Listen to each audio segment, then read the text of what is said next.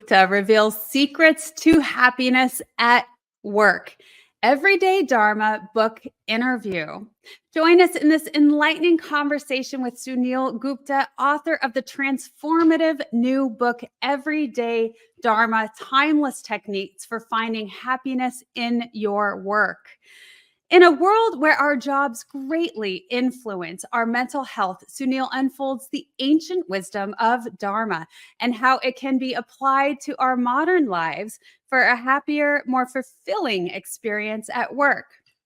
Discover how to transform your work life and find your happiness with everyday Dharma, because joy in what we do isn't a luxury, it's a necessity. Welcome to the Wellness Driven Life Show, where you're about to go on a wellness driven ride.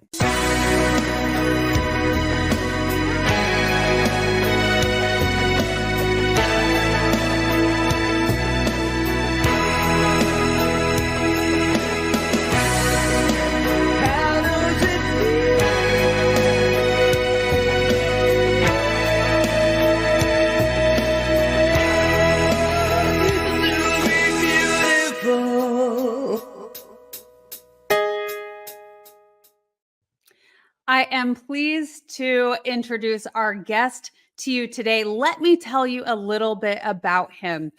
Once labeled as the face of failure by the New York Times, Suneel Gupta transformed his setbacks into stepping stones towards success. As the founding CEO of Rise, an innovative wellness company recognized as App of the Year by Apple, Gupta demonstrated the power of resilience. Now a best-selling author, sought-after speaker, Harvard Medical School visiting scholar, and host of a global documentary series, Gupta focuses on uncovering and sharing habits that enhance performance and well-being. I'm so pleased to welcome to the stage here today, Mr. Suneel Gupta. Welcome. Thank you so much. It's good to be here, April. It's a pleasure to have you. I'm very excited. Now, unfortunately, I have not yet read your book, but I love the title. It's very grabby, it's enticing. I'm so excited to dig in and learn more about it from you. But first off, we got to learn about your journey, because you have had such an extraordinary experience on that, to where you even came to where you are today. So let's share with the audience. Let's start off with a little bit more about you. Sure. Yeah. Well, April, as you mentioned, my career had a very rocky beginning. I had started two companies that failed. I ran for public office and I lost. I has had a lot of sort of moments in my life where I felt like I wanted things to work out a certain way and they didn't. And I think that anybody watching can probably relate to that a little bit. The New York Times ended up doing an article on people who fail, and they used my face as one of the covers of that article. And the story went so viral that, I kid you not, there was a moment in time when you could have just Googled the word failure. Like, that's it, just the word failure. And my face would have been one of your top search results. Wow. Um, but How did that make you feel? Let's just take a moment about this, because sure. that's very impressive. I mean, in the beginning, I would assume that your feelings have transitioned over time from that experience. But what Yeah. was the initial feeling? Embarrassment. And shame. Ah, When I think so many of us, especially in today's world, want to be perceived as a success, right? I mean, if yeah, you look no further than social media to see how profound that effect is of wanting to appear a certain way for other yeah, people, right? But that's our human nature. It's just manifesting itself through social. 10 years ago, when this article came out, I was no different. I wanted to be perceived as somebody who was successful, and now every time you Google my name, you're going to see an article about my failures, literally a list of all the ways in which I've failed. Somebody important to me gave me a piece of advice back then. And what she said to me is that long term success can come from short term embarrassment if you can learn something from it, if you can do something with it. Um, Another way to say that is failure doesn't necessarily have to be the opposite of success. Failure, if treated well, can be a pathway to success. Yeah. And for me, what that basically meant was I started sharing this article out with all these people that I admired, from Oscar winning filmmakers to celebrity chefs to coaches of professional sports teams, leaders of large iconic companies. And I would literally just send them a link to the article. And by the way, these people had no idea who I was. These were all cold call emails. And I would Interesting. say, hey, as you can see from this email, from this article, I don't know what I'm doing. Would you be willing to give me some advice? And the response rate to that email was just extraordinarily high. People just got such a kick out of this, failure boy reaching out, kind of wearing it on my sleeve. And that was 10 years ago. That has since changed the path of my career into what has now been me basically traveling around the world, me taking on this role at Harvard Medical School, and now writing books and speaking to audiences about the hundreds of leaders, extraordinary people that I've had a chance to go out and study. And Mm, the change, though, the flip, I'm certainly not the first person who's gone out there and studied great leaders to unpack their habits. right. The shift, though, for me is I don't wanna know what it was like for them to be at the top. I wanna know what it was like for them to be at the bottom.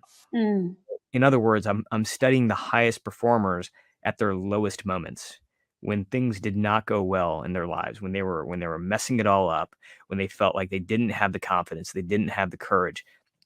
What were the things that they did internally in those moments in order to succeed externally over time? That's really the focus of my research now. Can I just say how brilliant that is, first off? I mean, I would love to know what you were thinking, where that initial thought stemmed, and that sparked that idea, that movement to contact other people. Sure. And I think that when people are at their lowest and they have surpassed that and exceeded and have become successful, I mean, it's very rare that you find successful people that haven't had numerous failure Yeah, after failure after failure. It's just a part of the game. And yeah. so I would love to know, do you recall what sparked the idea to even do that in the first place? I think it started not as a grandmaster plan. It started more kind of on a whim. Hey, what if I start to reach out to one or two people and just ask them for their advice? And by the way, what if I include, instead of hiding from this thing where I know if they Google my name, this is the first thing that's going to pop up. So instead of sort of hiding behind that, what if I just, like leaned into it a little bit, included the link to the article, owned it? What would that look Mm, like, and how would people respond? And what do I have to lose? Because yeah. they don't know who I am anyway. And even if they just ignore my email or just say no, like I've lost nothing. But what I realized is that just after sending a couple of those, like the response was not just, "Hey, I'll speak to you." It was kind of like, "Hey, I really liked your email." And by the way, I've got a lot to say about this topic, right? The mismatch that I was beginning to notice as I started just having a few of these conversations is that the stories I was learning were stories that I could not find easily online. So when I was Googling people and I was looking at their bio, I was looking at their LinkedIn profile, I was looking at the articles that were written about them, the vast majority of what was out there was about their success. But Mm, there was actually very little about these companies that didn't work, these projects that went under, the bankruptcies, and all of the stuff that happened along the way. None of that stuff was visible in a way that the success was. And it struck me as like, wow, I'm not somebody who naturally feels a lot of confidence or courage. And I think that a lot of people sort of feel that way. And the problem is that sometimes when we look at the journey of people who we admire, sometimes it almost appears that they had that courage and that they had that confidence from the beginning, right? That they were just mm, naturally good at what they did, right? And that creates a barrier. It creates a mental and emotional barrier between us and our dreams, yeah. because in some ways the underlying belief is, wow, I admire those people and I am not anything like them. But I wanted to dispel that myth through these true stories of how people who we admire were just as afraid. They faced just as many setbacks. They messed up just as much, right? one of the big punchlines of my research has been that we often see courage as something that leads to action, right? So we build up enough courage in order to then take action. But if you look at the behavior pattern of almost all the people out there who have changed the world, it was actually the other way around. Courage didn't lead to action. Action led to courage. Courage. They didn't have necessarily the fortitude, naturally, Yeah. but they were kind of like, all right, I'm not going. The difference though is that they play what I now call in my new book the game of now, as opposed to the game of someday. They realized that they were missing courage. They weren't as brave as they wanted to be, but they didn't allow them to stop that from taking action. Right? They were able to pair doubt with action, and I ultimately think that is the path, right? How do we own our doubt? How do we own the fact that we are scared instead of denying that true emotion, but at the same time, not let that inhibit us from taking the actions that will ultimately lead us to where we need to be? Well, and that's exactly what you did by reaching out to some of these top people. And not only did they respond in such a beautiful manner because they were able to relate to you. That's the power of sharing our stories, but it also switched the perspective Mm, in a beautiful light for you. mm, And I think that when we share our stories, people can have that relation. That's why I love having people do that on the Wellness Driven Life mm, Show, because it is easy to have this idea of when we see somebody that's in the spotlight, in fame, it's mm, easy to think, oh, it's just natural, or mm. they come by it, or they, came to it through family, or whatever things that they had maybe given to them, or maybe it was easy. But it couldn't be farther from the truth, I believe. Yeah, yeah. So, that's the path that has led me to, being able to sit down with you and talk about, how well-being plays into all of this, because ultimately I think well-being is a key role, and we have separated work and well-being. We use words like balance, and I think balance is a well-intended word that can sometimes send off the wrong message, because what it ultimately means is that we have compartmentalized these two parts of our life, right? Work is different than well-being, and well-being is different than work. And yet at a deep level, I think each of us knows that that is just not true. Our Yeah. work impacts our well-being, and our well-being impacts our work. The number one determiner of our mental health right now for most Americans is our job. It's Yeah. actually what we do each day, right? And so while the temptation for companies and organizations and leaders is to say, you know what, mental well-being is obviously important, but that's separate, that's an old school way of thinking, right? The truth is that there's a deep interflow between these two different worlds. And so now I think it's shaking up everything with a sense of urgency, because we are where we are. Less than 30% of the workforce is engaged with what we do. People are quietly quitting or loud quitting. There was a stat that came out the other day that said over 90% of people are right now in search of their next thing, right? We're constantly moving to the next thing. So there's a lot of urgency right now for us to figure this out. I think both as organizations, Mm. but also for ourselves. Yeah. It is staggering the number of people who are so dissatisfied with work, and Yeah. it bleeds into, and vice versa, work and personal life. And so, yes, it's definitely a hot topic. It's something that has to be addressed. And I'm curious, I want to go back a little bit more, because you've done all these incredible studies. You've gotten a lot of feedback from people and business owners.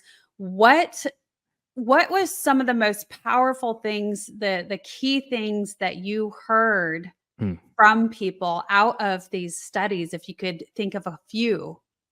Are you ready to accelerate your aspirations? Here's your green light with Driven Living Performance Coaching. Whether you're an athlete, a business leader, or an artist, we'll navigate you through tailored strategies that fit you. Ready to be on the other side of roadblocks? We're here to help you drive your performance to new distances. So what are you waiting for? Let's get started. Visit www.drivenliving.com today. Sure. Yeah. Let's start with one, which is that, if you look at people who tend to run out of steam in their careers, people who fizzle out, very rarely do they run out of time. Very rarely do they run out of talent. But what they almost always run out of is energy. We just get too Mm, exhausted to do what we want to do, right? And if you're exhausted, you might have the greatest ambitions, you might have the most beautiful goals, but you're not going to be able to fulfill your potential. And it happens all of the time. People with incredible potential who never reach it because they just simply don't have enough gas in the tank. They become exhausted. Exhaustion leads to disengagement. And disengagement leads to withdrawal, right? And so what we I think need to start thinking about, I think as human beings, but also as organizations and leaders, is we've been so fixated on time. Like, how do mm, we manage time? But we haven't really thought enough about how do we manage energy, right? Our energy and the energy of the people around us. And one of the very practical sort of things that I see in the research and the science is that up until now, vacations and long breaks have been sort of our instrument for dealing with exhaustion, for dealing with burnout. And vacations are wonderful, but the truth is that a lot of people show up, come back from vacation, and report being more stressed out 1 week after vacation than they did 1 week before they left for vacation, right? And so, practically speaking, what that means is when you're on the beach or you're with family, you're hanging out, like it's a nice, restful time. But ultimately, it doesn't necessarily lead to the reduction in burnout that we were hoping for, right? right. And so we need to start exploring other tools. And if you look at high performers across all different industries, whether it be in business, investing, music, entertainment, sports, they're not waiting for breaks. They're not waiting for vacations in order to get these periods of rest. They're actually taking like multiple focused breaks every single day. In fact, the Mm, average high performer that we study is taking somewhere around 8 breaks every single day, yeah. right? Which, like, I know sounds extraordinary. Like, I know sounds like out of reach because Well, we're look not familiar with it. we're not familiar with it, and also, like, look at the world that we're in. Like, we're back to back to back in a way that we've never been before. Even April, as you and I were, like, starting this before we hit, like, go live, where you and I are both scrambling, right? You were coming Mm, from, an event that you did with John yeah. Maxwell's leadership training. I was coming from something else. It can always seem like, as soon as we end one thing, we're late for the next thing, right? And the result of it is just this exhaustion that builds throughout the day, right? Where by the end of the day, you really do feel like you're in the red. By the end of the week, you are done, right? I think the sadness about it too is it's not accepted by societal standards too, so much. Yeah. When we do take time to slow down, or that 8 minute, you know, breaker, or what, I don't think Yeah. you said 8 minute, but that, when we take those moments that we need to, get back into ourselves, I think it's just not as accepted. It's not the Yeah. commonality. Yeah, I think that's so right. That's so right, especially like in the middle of a workday to be able to say, "Hey, listen, I need to go Right. like take an extended break from myself." People, well, what about the meeting and what about this and what about that? Like, so one of the ways that I recommend integrating this in a lightweight way is what I call the 55-5 model. 55-5, which is that for whenever possible, and it's not always, but whenever possible, for every 55 minutes of work, you're building in 5 minutes of focused, deliberate rest. 5 minutes, Hmm. right? And if it can't be five, then maybe it's two. But the question, like, really, it's about creating these transitional moments, right? Because what we're finding in the science, and is very, very powerful, is that while it may seem like you're reducing the amount of time that you're giving each hour, the amount of time you're giving to your work, what the science is showing us is that those 5 minutes are making the other 55 minutes far more productive, far more Mhm. creative, far more energetic, all of the things that we associate with success. And not only does that have an effect on you, but it has an effect on the people around you. When you walk into a meeting or even get on a screen with somebody and you feel like this reset, that gives them some positive energy as well. And we need that right now more than anything else. The thing that I think the mindset shift, I think, April, is that we have been conditioned in a lot of ways to see rest as a reward, right? We have to earn our periods of rest. That's how we've Mhm. been conditioned. And the shift, I think, is going from seeing rest as a reward for what we have done to a preparation for what we are about to do. Yeah. Because when we can make that shift mentally, that is what I think gives us, especially the most ambitious amongst us, the permission to start taking these rests throughout the day. And what we hear back from teams, executives, leaders who we test this with is that they're actually feeling as much energy now at the end of the day as they did at the beginning of the day, simply by taking these rhythmic renewal recoveries throughout. Yeah, I love your choice of wording permission. It gives us permission. It's like we have to feel like we have earned it or it's okay to. And I also love that there has been studies conducted on how we do perform and produce better after taking these minor breaks where we can reset, Yeah. similar to why sleep is so vitally Mm, important because it gives us that restoration that we essentially have to have in order mhm. to really perform at our best. Totally. So Yeah. I'm curious, what are some of the things that you would suggest to somebody to uh, reset? You take Yeah. that 5 minutes. What do you think that is optimal for people to be utilizing that 5 minutes for? Okay. Great question. First things first. This is not a place, this 5-minute period is not a place to multitask. So you're not getting in, like, little drips of work during this It's 5 not minutes, it's right? not resetting yourself with your to-do list and your schedule That's or right. your phone? Yeah, so Yeah, this, to the extent that you can, or to the extent yeah, that it's not part of the break itself, just leaving this behind. And it's unbelievable the people I coach when I'm like, "Hey, listen, what would it feel like to go take a walk right now without your phone?" And they report back to me that it's almost like a little bit scary, right? Like mhm. it's almost like in some ways leaving the nest because like you're just like, "Oh my god," like, you're untethered for the first time. And, Yeah, and I felt the same way, by the way. When I started literally just taking a walk around my block without my phone, I was like, "Wow, something is literally wrong here," right? yeah, But I also found that at the end of that 5 minutes, at the end of that walk, I felt way more reset than I did even if I just had this thing in my pocket, knowing that I was fully plugged in case somebody needed me. There's a mental and emotional tie that is still yeah, with you. So just leaving this behind for 5 minutes can be a big difference. But then what are we doing? We're having a cup of coffee, right? When is the last time that you sat down and just sipped on a cup of coffee without checking your email or checking your phone, right? right. Um, like, I ask people that all the time, and it's, like, very few, right? Yeah, You could be doing push-ups or sit-ups if that's your thing. You could be taking a walk out in nature, just, there's a tree in my backyard, and sometimes I will literally just go to it. It's a little odd, I know, but I just go to it, and I will literally just put my hand up to the tree and yeah. just stand there for Well, a that's couple of minutes. grounding It's or grounding me, it's or grounding me. earthing, however people wanna term it now, but that's exactly what it is. You're recharging from you're recharging your battery from Earth's energy by Exactly, exactly. So, everything, like yeah. dancing, Yeah, meditation, if that's your thing.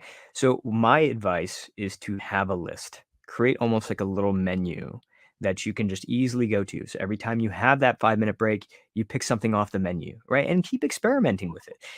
Like, ask it's actually one of my favorite small talk questions. Like, I'm actually really bad at small talk. My wife makes fun of me for it all the time. I don't have the ability to do it, but one of my favorite small talk conversations is, "Hey, like, what do you do when you wanna take a break? Like, how do you reset yourself?" And I get great answers to this question. The other day, I was asking somebody, what they did, and this leader is like, "Hey, I like to talk to myself." And I was like, "Oh, wow, that's a very, like, honest answer." And so where does this happen? Do you go in your office? Do you shut the door? And he's like, "No, we're back in the office. We're not work from home anymore, but I talk to myself and we have an open floor plan." I'm like, "So how do you pull this off?" And he's like, "Well, I just put my AirPods in.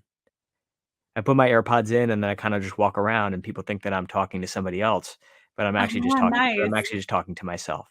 And that for him is his easiest way to reset himself. Wow, Um, that's brilliant. I mean, that's fascinating. And because, and I don't know a lot about it, but I have heard that there's been some research and studies about the power of actually talking to yourself out loud yep. and, having conversations. I mean, when you think about us as children, we do that, or we have the imaginary friends, right? We're in that creative space and on a totally different level. So that's very Mhm. interesting. And I love that you brought up to leave the phone behind. It is fascinating how tethered we are to that and how fearful we get. It's fascinating. And if people don't think that they're fearful without it, if they haven't tried it, try it and see what happens, right? Yeah. And I can attest because I left my phone in my mom's truck when she dropped me off at the airport, and then it was too late. I was Mm, on a plane, so mhm. I was away from my phone for a few days because then it had to be shipped.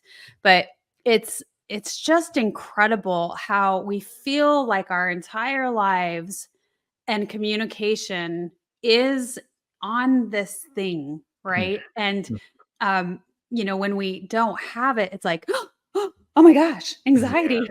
What do yeah. I do? But and then you have to start thinking outside of the box, like, "Oh my gosh, what did we do back in the '90s?" Or, Totally.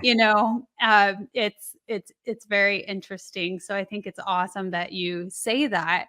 Just give it a try and, try these different things that you could be doing, like the push-ups or the walk or the Yeah. drinking the coffee without anything else and just being present with whatever it is. I also enjoy the dancing because, turn on the music and dance for 5 Yeah. minutes. Not only are you getting the physical activity, but it's very joyful.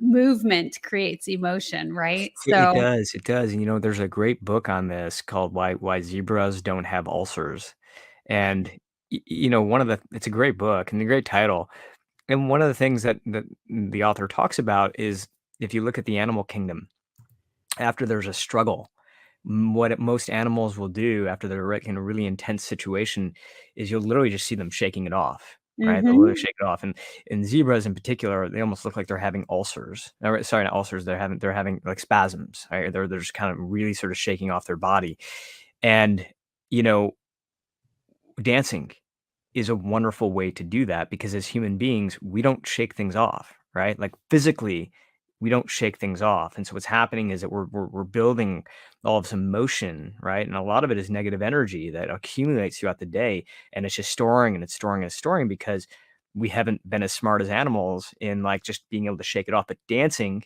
is a really nice way to do that. Getting any kind Yeah. of movement is a great way of doing that. But, in particular, like, I have 2 daughters. I have an 11-year-old and a 6-year-old, and we love our dance breaks. Yeah. Yeah, it's very, very powerful. I like to my husband and I, we love going out dancing. If we can get out twice on the weekend, then we love to be able to do that. So support your local band artists, and go shake it off. And yeah, Yeah, just I love that you brought in the animalistic part because we have that and it is shaking off that energy that we have. It's an incredible release. So when we talk about everyday Dharma, I would love to know, how did you come up with the title first of all? Because it's a catchy, I mean, for somebody like me and probably most of the people listening to the Wellness Driven Life show, it's like, okay, well that strikes my interest. mm, So how did you come upon the decision of the title, and what are some of the things that we get to experience within the pages? yeah, I love that question. Dharma is your essence, and when you're expressing that essence, you come alive in a brand new way. You feel confident, you feel creative, um, And when you're not, you can feel lost and you can feel depleted. You can feel empty. And I think a lot of us are feeling that way right now. And, the question though is how do we take this, topic like Dharma or, our purpose, and how do we bring that into a busy life?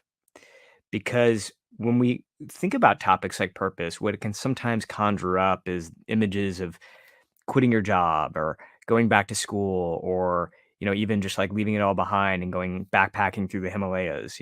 Mm, And these almost like Instagrammable sort of images, right? But the reality is that most of us don't have that ability, right? We have bills, we have commitments, we have back to back, schedules, we have kids to drop off, we have sometimes aging parents to take care of. Like we have a lot, right? And the ability of just sort of like throwing it all out the door is not necessarily an option. So for us, separation isn't the path, it's integration. It's taking, the purpose that we have in our life and fitting it in to the realities that we have in front of us. And that's really what this book is all about, right? How do we sort of stop thinking about something like purpose as this grandiose action that we need to take where we rip the band-aid off, and how do we start to do little bits of alignment? Ultimately, Dharma, the art of Dharma is aligning who you are with what you do, aligning who you are with what you do. And mm, the good news is that you don't have to go searching for who you are. It's already inside of you, right? Michelangelo would look at a block of marble and he would say, the sculpture is already inside. All I mm. have to do is sort of chisel away the layers that are hiding it. And Yep. Dharma is very much the same. Like there is something about you, and you have been in touch with that thing.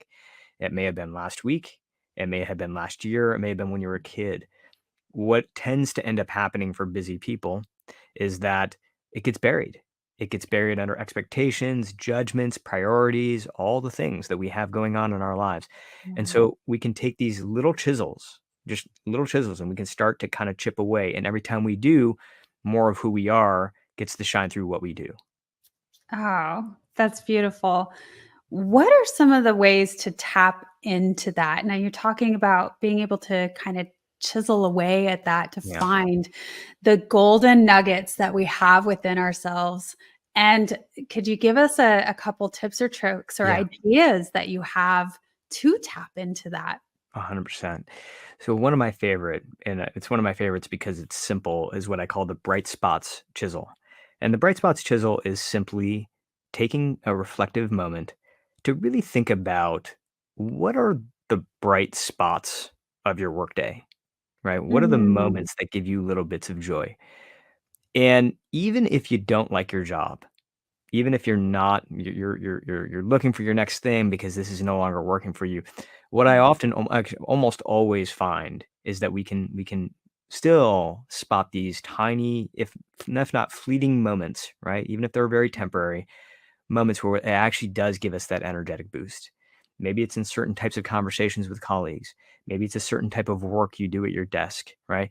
But there are these tiny little moments that give us this joy. And when we can start to tune into that, what we can often find is that those can offer windows into our essence. Those can offer windows and back into who we really are. And I'll give you an example. So there was a nurse that I wrote about in my book. Her name is Karen Struck, and she really wanted to be a writer when she was growing up.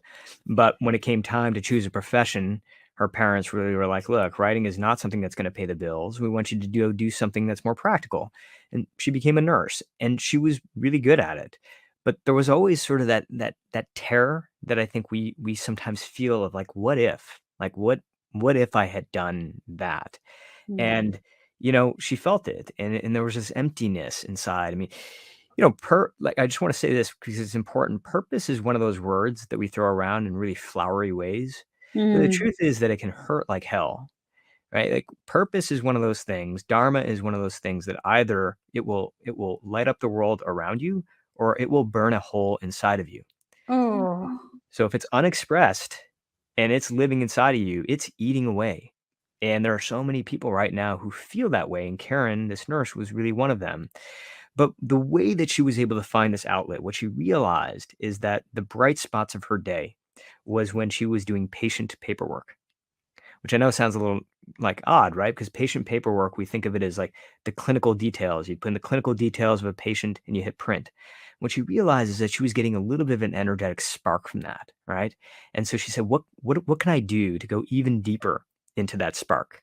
And what she started to do is she took it upon herself to start writing more about each patient, not just the clinical details, but who they were. Mm, Who do they love? What do they enjoy doing when they were home? What kind of a person really was this? And yeah. she would write these almost like illustrative, almost tiny novels. Each patient paperwork, each patient form turned into this brilliant story that was passed around the hospital from doctors to nurses. And it Oh, reminded them of the humanity of what they were doing. yeah. It gave them energy. And Karen became known throughout her hospital system as this brilliant writer.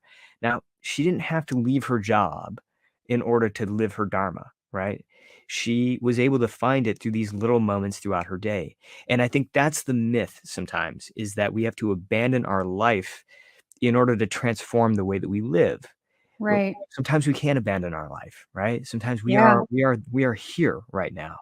And the act is not an act of separation. The act of dharma is an act of integration. I think that we should all know how to do that when, you talked about we can't escape or flee our current circumstances and situations. So, because we're here, now what? And having a different twist on it, and yeah, sitting with yourself and going deeper on, okay, what can I see? Where's that light Yeah. that does bring me that little bit of joy, and how can I expand that? And so what she did was really she brought love back into it, and that Yeah. humanity back into her position. So she didn't only affect herself, but I mean, probably countless numbers of people around her. And spreading that kind of energy is so beautiful. Yeah. Yeah. The other chisel, so that was the bright spots chisel. The other chisel I'll share with you, April, is really being able to look beneath the hood of your dream job. So many people I talk to right now are like, "Hey, like I have a sense of like I would love to go do that, right? But I can't because I don't have the right education. I can't like leave and go back to school. I have a certain salary right now, and that thing that I want to go do wouldn't give me the same amount of salary that I need for my family. There are all sorts of reasons as to why we feel like we can't go do our dream job, right? And some of them are like I think like some are really valid, right? Like Yeah. given the commitments we have. There's another story in the book about a woman named Mila who was in this situation. She's a project manager inside a big company, and she really wanted to be a teacher, but she could not afford to leave her job. Her family relied on her healthcare insurance. They relied on her salary, and there was just no like it wasn't feasible for her to sort of throw that all out the door, go get a teaching certificate and become a teacher. So like a lot of us, she felt trapped, right? She felt like she was walking somebody else's path. Her job was much more of a paycheck than it was a passion. But then Mm, but then one day she sits down with a mentor of hers, and her mentor asks her a very simple question, but profound. She says, "What is it specifically about teaching that captivates you?" And as Mila took a really like honest, hard look at that question, she went beneath the title, she went beneath the summer vacations off, like some of the other things that she had in mind about teaching. She went beneath the title of teacher and into what she really loved about teaching. What she realized is that what she really liked was helping people grow. mm, That was her essence, right? And yes, teaching was one way to express that essence, but there were many other ways as well. Right? Dharma is equal to essence plus expression. And your essence might be something that's already inside of you. Expressions are endless. There are always multiple ways to express that essence. For her, teaching was one of them, but there were others. She ended up making a relatively small shift into a training role, a learning and development role inside her own company, right? mm. And when that happened, everything changed. She became a rising star within the company. Her husband noticed, her kids saw their mother come alive. Mila started waking up like she used to dread going into her job. She started waking up with enthusiasm and energy, right? And again, it brings us back to this myth that we have to destroy our life, right? We have to like throw everything out the door in order to transform the way that we live. but oftentimes our Dharma can be right within our reach in our current circumstances right now. I love that you bring that up because it is so important that we do go a little bit deeper, and what can we do with what we're doing right now in order to express ourselves in the way that we do. And I think that when we do that, like you just said, it changes everything, where we find that joy. If we have those moments each and every single day Mm, of, this is why I want to get out of bed in the morning, yeah. and give people the opportunity to just shine. And it changes not only ourselves, but everybody else around us. Yeah. So I want to make sure that everybody knows where to find you. And I displayed it a few times on the screen, but you have an Instagram account. Your handle is at Suneel Gupta. Mm, And then I know that in the description below, people who are tuning in, and check that description out, because it does offer the links to find more about Suneel and his book. Check out his book. I'm very excited to see it and learn more, because you've already given us so much juicy content, insight, tips, and tricks on how to be able to be our best selves and to shine given our current circumstances, that it doesn't have to be something so extraordinary or extravagant.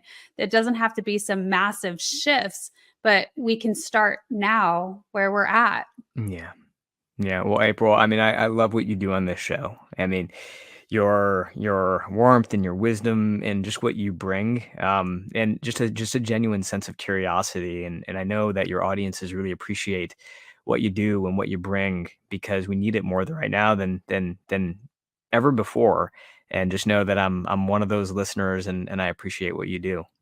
Oh, thank you. Thank you so much. Well, it certainly would not be possible without beautiful souls such as yourself also doing the work to give the planet really incredible ideas and different ways of thinking to be our best selves. And I truly believe that that is how we evolve as a species, is by just learning more and doing the work within ourselves. So Yeah. thank you for sharing your story. It's been incredible. It's been an honor. Is there anything else that you want to share with the audience today, Sunil? Oh gosh, the person who first inspired me to write this book, Everyday Dharma, was my grandfather. And he's the person who first taught me about Dharma. And I'll see if you can see this. This is the book cover. And I you love know, that. in the book, what you'll see here is the wheel of Dharma. So if you take off the jacket, it exposes the full wheel. And what my grandfather told me is that this wheel of Dharma is basically your life, right? And what ends up happening for most of us as we go through life, the wheel will start to spin faster and faster and faster, right? Each birthday will start to appear like it came a little bit sooner than the birthday before it, and years will start to squish together. And what ends up happening as a result of that for a lot of us is we lose our way, right, from here, which is really kind of who we are. And so, the question Mm. I think for all of us, and really what this book is how do we start to find our way back to the center? Right? How do we start to do little things that bring us back to who we are so that we can express that through what we do? And when that happens, it doesn't just have an effect for your life, but it gives permission to the people around them as well. I mean, we all know what it's like to be with somebody who's expressing who they are, right? Truly who they are. And it has cascading effects for everybody around you. So that's really what this book is about how do we find our way back to the center. Oh, that's beautiful. And you truly do. You've already begun explaining so much of that here, that given really incredible insights and ways to getting back to that center. It's a beautiful picture. I love how you incorporated that. To me, it brings in the the human, the soul.